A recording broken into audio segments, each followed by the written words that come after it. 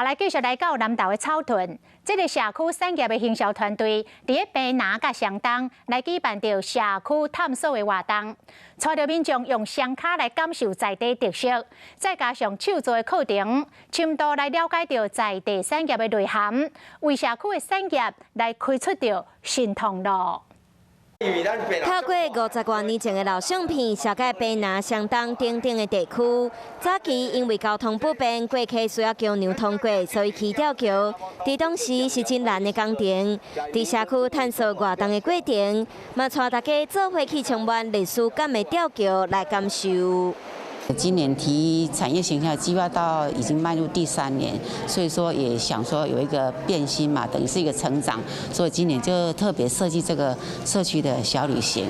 草屯镇社区产业行销计划推动进入第3年，社区安排在地景观文化参访进行产业巡礼，搭配加入社区意向的手作课程，探索农村丰富的生命力。 吊桥，吊桥很漂亮，空气也很好，很丰富的活动。活动中邀请志工做伙参加导览的小界，扩大整体效益，期待结合更较侪力量，行销社区在地产业的内涵。